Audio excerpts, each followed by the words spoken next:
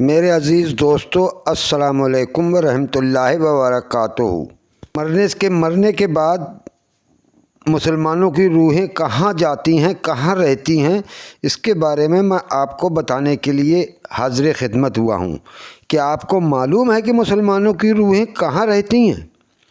مرنے کے بعد اور قیامت کے دن سے پہلے دنیا اور آخرت کے درمیان ایک اور عالم ہے جس کو عالم برزخ کہتے ہیں۔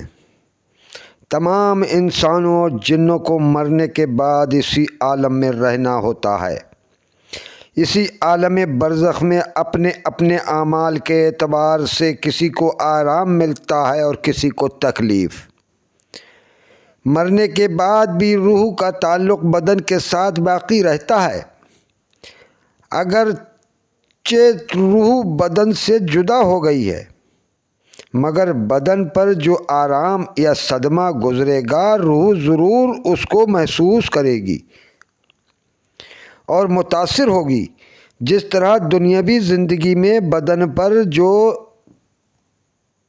راحت اور تکلیف پڑتی ہے، یعنی کہ دنیا میں ہم رہتے ہیں، جس قدر ہمارا ذرا سا ہاتھ کٹ جاتا ہے تو ہمیں یہ محسوس ہوتا ہے، درد ہوتا ہے، تکلیف ہوتی ہے۔ اسی طرح سے بدن پر جو راحت اور تکلیف پڑتی ہے، اس کی لذت اور کلفت روح کو پہنچتی ہے مرنے کے بعد بھی۔ اسی طرح عالم برزخ میں بھی جو انعام یا عذاب بدن پر واقع ہوتا ہے، اس کی لذت اور تکلیف روح کو پہنچتی ہے۔ مرنے کے بعد مسلمانوں کی روحیں ان کے درجات کے اعتبار سے مختلف مقامات میں رہتی ہیں۔ کچھ لوگوں کی قبر پر رہتی ہیں، کچھ لوگوں کی زمزم شریف کے کنویں میں رہتی ہیں، اور کچھ لوگوں کی آسمان و زمین کے درمیان رہتی ہیں، اور کچھ لوگوں کی آسمانوں میں رہتی ہیں۔ بعض کی عرش کے نیچے قندیلیوں میں رہتی ہیں، بعض اعلیٰ علین میں رہتی ہیں۔ مگر روحیں کہیں بھی ہوں، اپنے جسموں سے بدستور ان کو تعلق رہتا ہے۔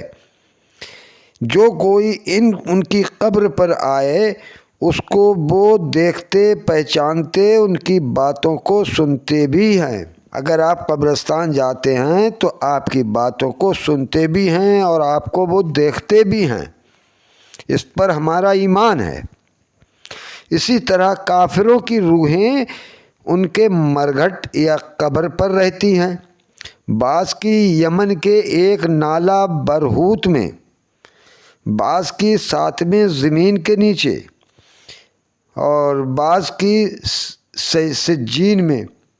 لیکن روحیں کہیں بھی ہوں، ان کے جسموں سے اس روح کا تعلق برقرار رہتا ہے۔ جو ان کے مرگھٹ پر گزرے یا ان کی قبر پر آئے، اس کو دیکھتے پہچانتے، اس کی باتوں کو سنتے ہیں۔ یہ باہر شریعت کی حدیث ہے۔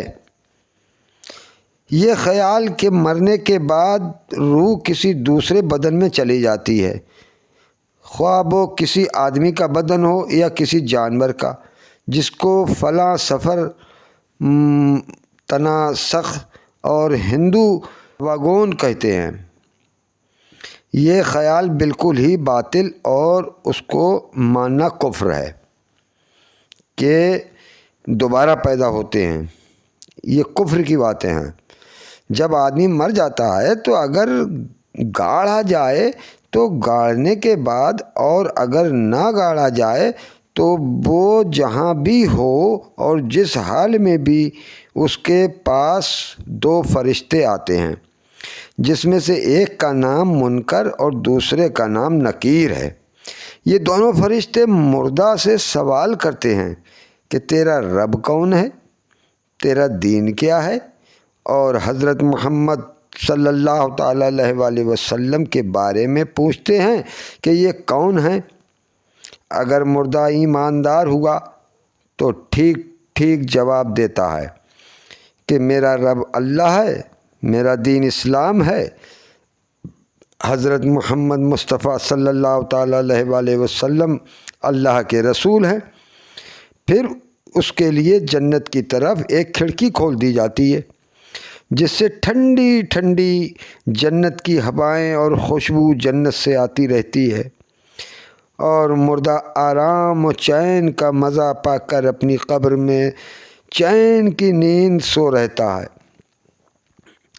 اور اگر مردہ ایماندار نہ ہوا تو سب سوالوں کے جواب میں یہی کہتا ہے کہ مجھے معلوم ہی نہیں ہے۔ پھر اس کی قبر میں دوزخ کی طرف ایک کھڑکی کھولی جاتی ہے اور جہنم کی گرم گرم ہوائیں اور بدبو قبر میں آتی رہتی ہیں، اور مردہ طرح طرح سے سخت عذابوں میں گرفتار ہو کر تڑپتا اور بے قرار رہتا ہے۔ فرشتے اس کو گرزوں سے مارتے رہتے ہیں اور اس کے برے اعمال سانپ بچھو بن کر اس کے عذاب پہنچاتے رہتے ہیں۔ یہ مشکوٰۃ شریف کی حدیث ہے۔ مردہ کلام بھی کرتا ہے، مگر اس کے کلام کو انسان اور جن کے سوا تمام مخلوقات جانور وغیرہ سنتے ہیں۔ اگر کوئی آدمی سن لے تو وہ بے ہوش ہو جائے گا۔ ایماندار اور نیکوں کی قبریں کسی کی 70 ہاتھ چوڑی ہو جاتی ہیں، اور کسی کی قبریں اتنی چوڑی ہو جاتی ہیں کہ جہاں تک اس کی نگاہ جاتی ہے، اور کافروں بعض گنہگاروں کو قبر اس زور سے دباتی ہے اور اس قدر تنگ ہو جاتی ہے کہ ادھر کی پسلیاں ادھر اور ادھر کی پسلیاں ادھر ہو جاتی ہیں۔ قبر میں جو کچھ عذاب ثواب مردے کو دیا جاتا ہے، جو کچھ اس پر گزرتی ہے، وہ سب چیزیں مردے کو معلوم ہوتی ہیں۔ زندہ لوگوں کو اس کا کوئی علم نہیں ہوتا۔ جیسے سوتا ہوا خواب میں آرام، تکلیف اور قسم قسم کے مناظرے سب کچھ دیکھتا ہے اور مزہ بھی پاتا ہے اور تکلیف بھی اٹھاتا ہے، مگر اس کے پاس ہی میں جاگتا ہوا انسان ان سب باتوں سے بے خبر رہتا ہے۔ ویڈیو پسند آئے تو لائک و شیئر کرنا نہ بھولیں۔ آگے انشاءاللہ قیامت کا بیان میں آپ کو بتاؤں گا۔